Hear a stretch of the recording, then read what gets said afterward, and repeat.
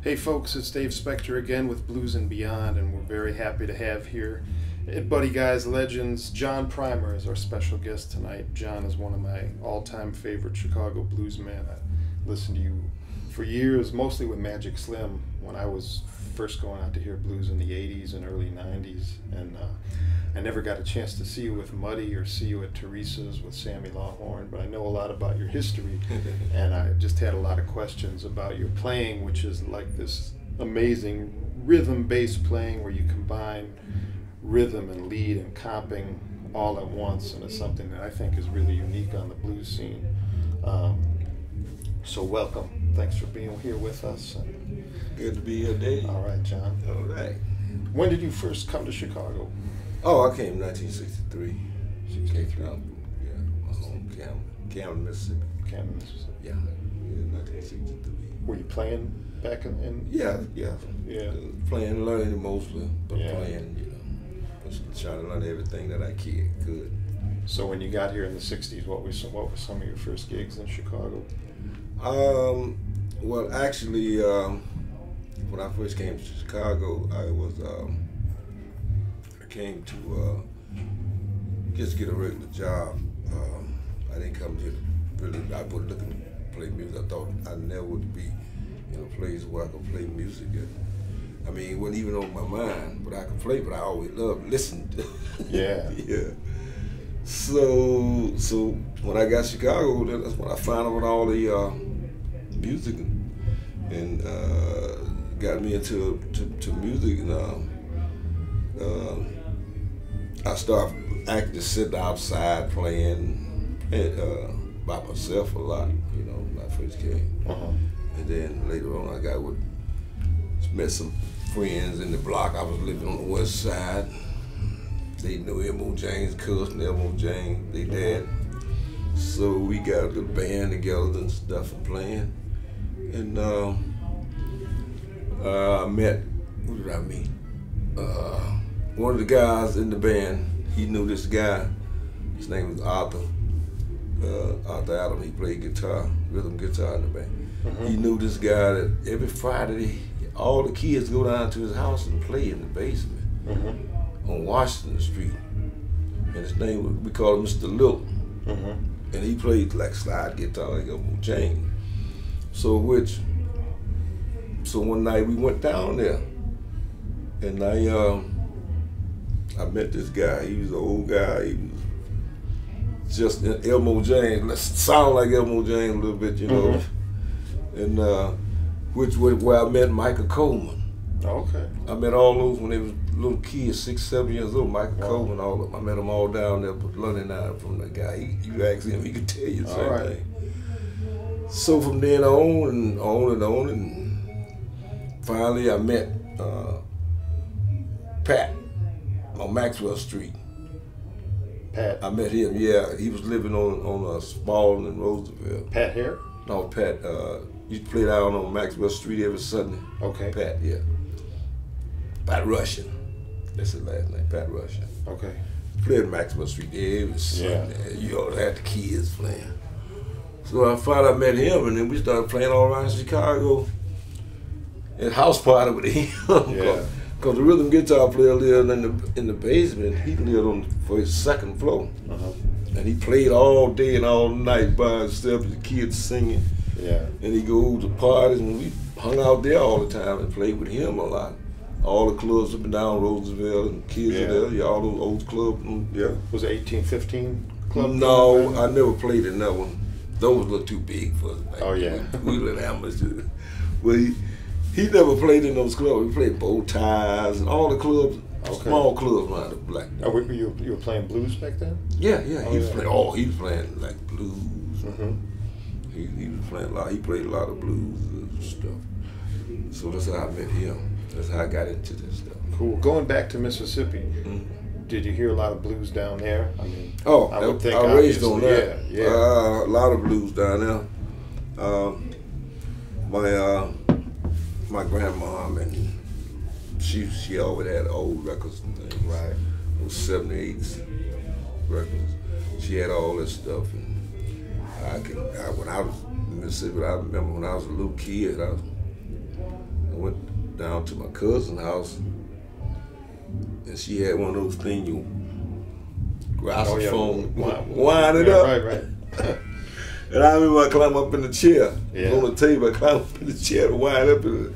And I remember this song was a John Lee Hooker song. Oh, yeah.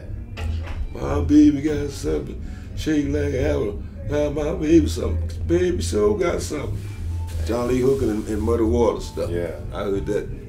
So I go way back, and then my grandmother, she always had every blues record came out. She would have it, yeah. Did you see much blues down there? No, I didn't. Just heard it and listened. Okay. A few guys around played guitar. I see. They come to my grandmother's house, play a little bit. And some guy used to play guitar and went down the street from, down the road from him. He had a guitar, his dad played guitar, so that's why I kind of learned from him. I see. So one of my cousins down there. What kind of guitar did you learn how to play on?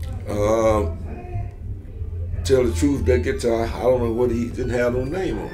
Yeah. But I think what I had was I don't know. Okay. Acoustic? Yeah, well, it was acoustic, yeah. Oh, yeah, It was acoustic guitar. I don't know whether Harmony or Seal or somebody was in the catalog. Yeah. I don't know what, it didn't cost much. That's why I used to always see them in the book down in Mississippi. Yeah. They come from Seals, from Chicago, Auburn. Sure. And the guitars in there now. Yeah. So how did you, first let me say, Teresa's Lounge, one of the most famous, legendary Southside Chicago blues clubs. And John was in the house band there for many years. Yeah. How'd you get the gig at Teresa's? How I got the gig at Teresa, I was, I knew this band called the Transistor Band with Melvin Taylor and Sam Good. And I was living on Adams, and they were living on Adams and down from where I used to live at. And I've been knowing Sam since he was a little kid too. See? Yeah. And what happened? I went over to their house where they rehearsing that. And he said, "Hey John, I know this band. They need a guitar player down on 39th Street in Indiana, which was a Peyton Place. Junior Wells used to. I know he was there. Dion Payton them used to work there all the time. John Watkins, in which the band was John Watkins. So me and him got together that night. I was driving, he wasn't. So we drove down there with my guitar, and I heard the guys playing. I hadn't met none of them. Junior Wells. I hadn't met him either. Right. I knew of him, but I hadn't met him. So I met John Watkins. John they band, but he told me, he said, "Hey man, won't you come down to Teresa?" Teresa? Who is that? Who is Teresa? I'm saying to myself, Yeah. What lounge? Who is that? Never heard of it. Say, come down to Teresa Sunday. I'll be rehearsing because I'm about to leave from down there because I'm sick of that bull, bull's job, yeah. So, yeah. So that Sunday, well, I jammed with him for you that night when I went down there, and he liked the way I played, because when he invited me down to Teresa. So I went down there, and when I got to Teresa, make a long story short, because when I was on the west side, and I rode 49th Street and got off at the wrong block. Got off at 49th Street, still 48th Street. Okay. And now, well, I'm afraid. Yeah. Gangbangers gonna get me or something, I had my guitar with me. So I had to walk up there. So soon as I walked into Teresa, John, he was there playing, rehearsing. And so I stood up by Teresa, I spoke to Teresa. She's sitting at the bar, like this, apron on, nodding. And John was playing. Well, there was some fucking me playing, and the band played that funky music, white boy.